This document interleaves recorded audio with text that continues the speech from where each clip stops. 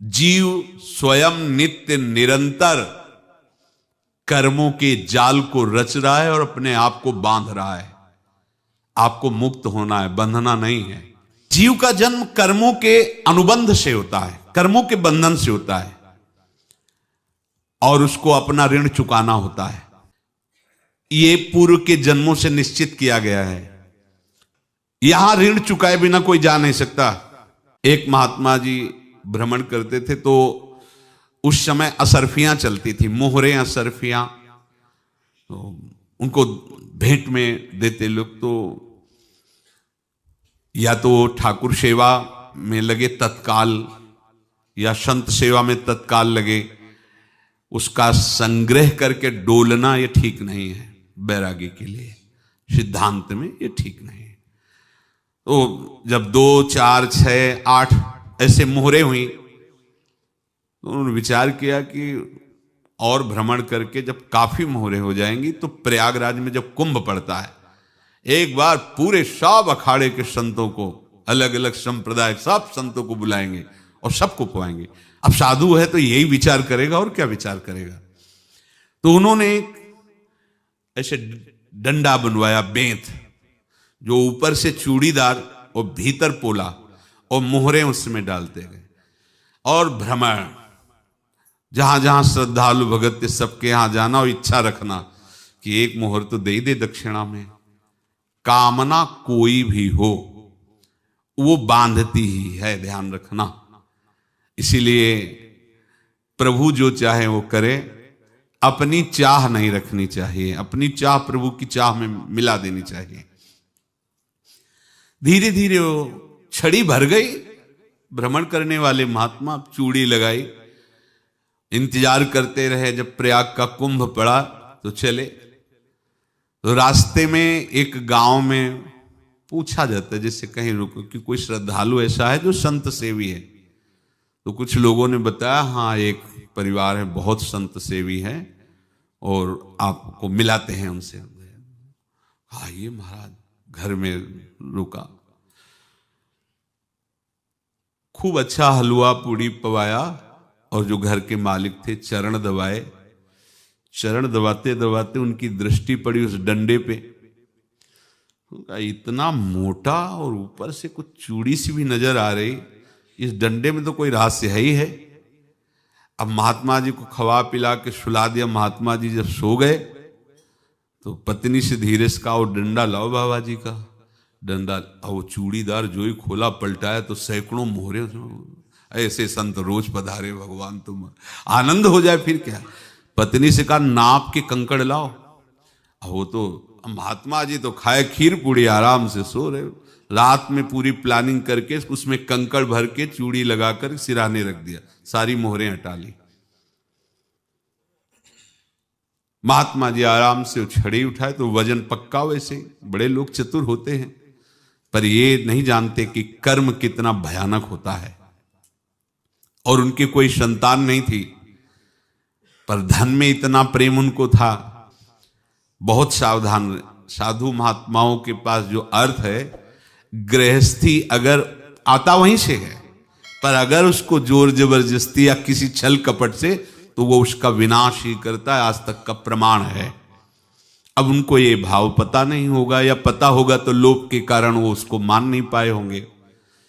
महात्मा जी गए प्रयाग में, किसी अखाड़े पर रुके और वहां प्रार्थना की कि कल जो है संपूर्ण अखाड़ों का निमंत्रण किया जाए और सब संतों को भोग पवाया जाए और उनको दक्षिणा भी दी जाए।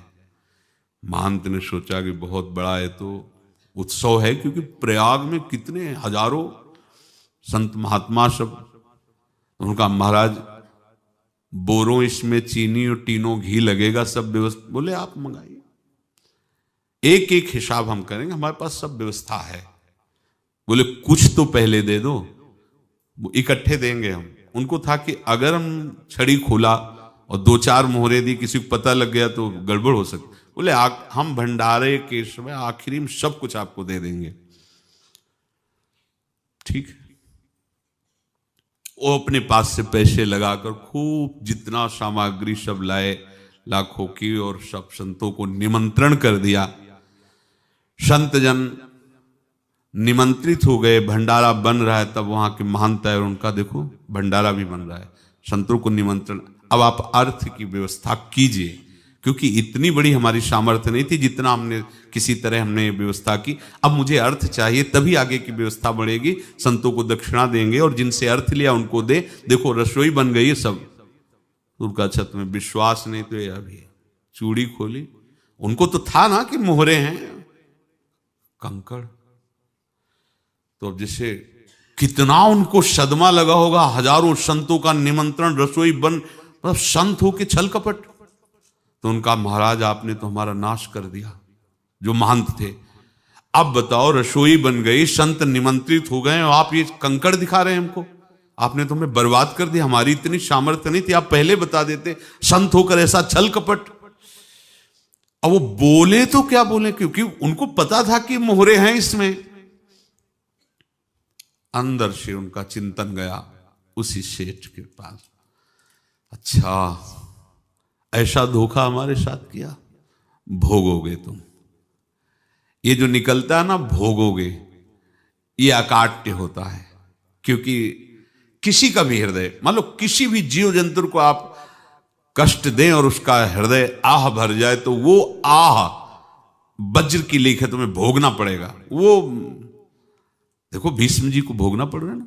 सांप को ऐसे धनुष की नोक से उठाया और बंबूल के कांटों के ऊपर फेंक दिया, कई दिन तक शेदा हुआ, वो आह भर करके मरा। तो आपको 6 महीने बाणों की सैया पर आह किसी की ना लेना जिंदगी में। कोई ऐसा कोई आह भर करके कह दिया तुम समर्थ हो, हम तो कुछ कर नहीं सकते, और अंदर से दुख, फिर तुम्हारी सामर्थ्य काम नहीं करेगी, मिट्टी में मिला देगी। फिर ये तो संत थे और भगवत आराधना के लिए, संत आराधना के लिए ही ऐसा किए हुए थे। अब इनका कैसे मुंह दिखाएं, अब क्या करें। सुबह संत जन आएंगे, सबके बीच में हमारी कि देखो इन्होंने, अब क्या करें। गए और संगम में जाके छलांग लगाई, अपने प्राण त्याग दिए। अब उनके तो पास मोहरे थी और व्यापार बढ़ा, और 9-10 महीने बाद ही लड़का हुआ। अब तो उनको कि संत फलीभूत हो गया। देखो व्यापार चल रहा, लड़का नहीं होता था, लड़का भी हो गया, बड़ा आनंद छा रहा है। जब से वो प्रकट हुए और धन की वृद्धि शुरू हो गई, पढ़ाई लिखाई में उनके खर्चा हुआ सब, बस बीमारी शुरू हो गई उनके शरीर में। अब उसमें पैसा जाना शुरू हुआ। इतने आसक्त तो वो दोनों हो गए कि कुछ भी हो, व्यापार ठप, संपत्ति बेचना शुरू। तो उन्होंने कहा कि बेटा मैं क्या कर सकता हूं तुम्हारे लिए।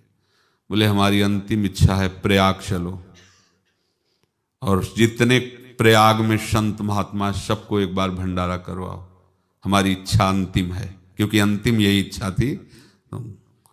बोले अब ज्यादा संपत्ति तो नहीं रह गई। तो बोले घर बेच दो, मेरे लिए ही तो है, बेच दो। मुझे लगता मैं बचूंगा नहीं, पर मेरी अंतिम इच्छा पूर्ण कर दो। घर बेच दिया, जेवर बेच दी। वहां गए, जब संत सेवा की तो बोले मुझे संगम तक ले चलो। संगम तक ले गए और बोले समझे तुम चुराए थे और हमने उसको छीना है, कुछ नहीं रह गया तेरे पास कुछ, अब केवल ममता और आसक्ति में जलकर मर और नरक प्राप्त कर। मैं वही महात्मा हूं जिसकी तूने मोहरे ली थी, शरीर छोड़ दिया। महात्मा को जन्म लेना पड़ा और इनको दुर्गति भोगनी पड़ी।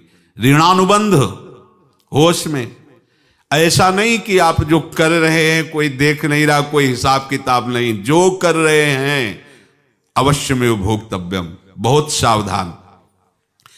अनेक जन्मों में अनेक लोगों से जो कुछ लिया दिया है, इस लेने देने को मिटा देने के बाद ही तुम मुक्त हो गए। इसीलिए एक उपाय है, लेना न देना मगन रहना। क्या? मालिक को समर्पित हो जाओ, मालिक को अपना माना हुआ समर्पित कर दो, खत्म। अहम त्वाम स्वरूपापेभ्यो मोक्षयिष्यामि, सब खत्म। आगे पीछे लेना देना सब खत्म। एकादश स्कंद में भगवान श्री कृष्णचंद्र जी ने कहा जो मेरे चरणों का आश्रय लेकर मेरा भक्ति भक्त मेरा भक्ति करता है उसके पितृ ऋण, मातृ ऋण, देव ऋण, ऋषि ऋण, सब ऋणों से मैं मुक्त कर देता हूं। बस यही एक उपाय है।